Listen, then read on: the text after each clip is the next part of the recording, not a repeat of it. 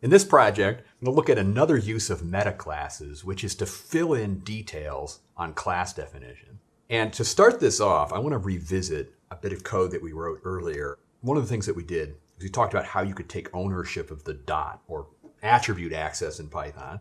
And one of the ways that we did that is we created these little descriptor objects that implemented a kind of type system, if you will. So here's this holding class where I had these type declarations in it. One of the features of that is that if you made a holding object, it would enforce rules on the attributes according to those types. So for instance, if you access shares, that works fine as long as you don't set a bad value.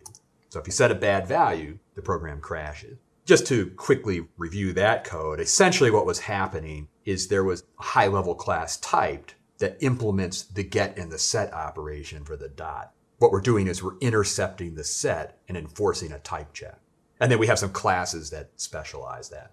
One of the annoyances of that code is just the fact that there's a lot of extra detail being provided. We have to specify the name twice, like name equals string name, date equals string date. It feels very repetitive to do that. And one of the ways that we solved that problem was using something known as a class decorator. This was in the previous lesson. We had this typed decorator that would take a class, scan it for instances of these typed objects, and then set their name. So one of the ways that you could reduce that typing was you could say @typed, and then that would allow you to get rid of these extra names there. Just kind of cleaning up the code a little bit. What's actually happening there is this key is sort of the name that's being used in the class dictionary. It's like name, date, shares, price. The value is this like string object or integer object. And what we're doing is we're propagating the name kind of from the left over to the right by doing that. It's a neat little trick to reduce the amount of typing, but it still leaves the issue of having to put this decorator on the front of the class. So if I define the class and I don't put that decorator on there, it's just not going to work. Like if I forgot to put that step and then somebody tried to use this code, I'm not actually sure what it's going to do. I mean, it might technically run, but I'm not sure it's going to produce anything interesting. Let's see what it does to see if it does anything at all. Well,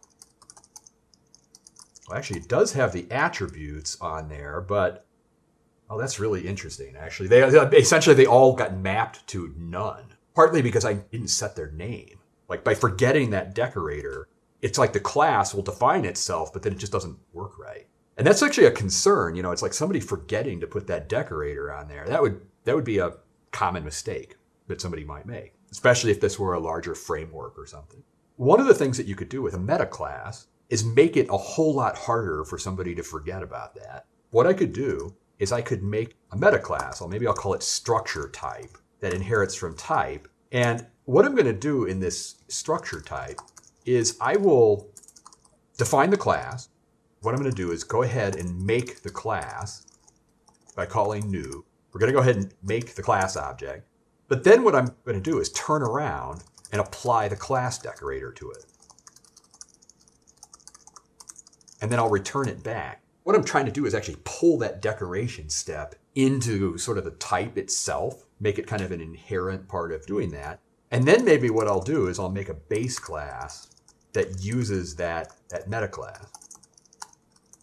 And now what I'm going to do is I'm going to use that base class to define that. I'll say holding is, an instance of structure. And then just through sort of magic, it's going to fill in those class details.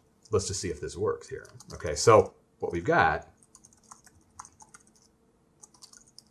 is, we have a holding object. It has its attributes. Everything looks good about it, but it's enforcing type checking. Whoever's using this code, they might have no idea about the code that I just wrote above.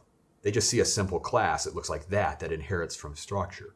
This is a technique that you actually see used quite a bit in frameworks, especially things related to data models and so forth. Like if you've used Django framework or SQL Alchemy or anything like that, you've probably seen classes that look very similar to this, where you declare, attributes. They inherit from, like a special base class, like model or something. What is happening is that base class is supervising the rest of the definition and doing different operations to kind of make it work. It turns out that there are other things that you can do by structuring the code in this way. One of the things that you can do with a base class is you could potentially move some of this other code up into the base, like the setAttr function. What this is doing is it's making it so that somebody cannot set bad attribute names. If you make misspelling or something, you're catching that. Potentially, I could move that up into the base class. I could make that part of the structure class. And one of the things that I could do is assist it with some of the other code. For instance, like this typed decorator. One of the things that I could do here is I could take the class and maybe put like a variable on there. Like, here are the valid attributes. Maybe instead of fields, I'll call it attributes. Okay, so I'll set an attribute set. And maybe I update that as I do this naming thing. Like, I could add the key to attributes. And then what I could do is use that down here. I could say, well, if the name is not in, self attributes, then raise an error. What I've been able to do is kind of generalize that code and pull it up into a base class. I'll try that just to verify that it actually works as advertised here. Okay, so we have attribute share. If we say share, it complains about that. The reason it complains is that I had a little meta class fill in a set of the valid attributes. Again, there's like hidden processing and magic going on. Again, this technique, you will frequently see it in frameworks. Even if you never write code like this yourself, it's something that you might encounter. And I'll actually explain how some of these more advanced Python applications actually work. You can use a meta class to fill in details. You can use things like inheritance to, pull up general purpose code to clean things up. If you wanted to, extend this further, I could even take this in the direction of generating the init function.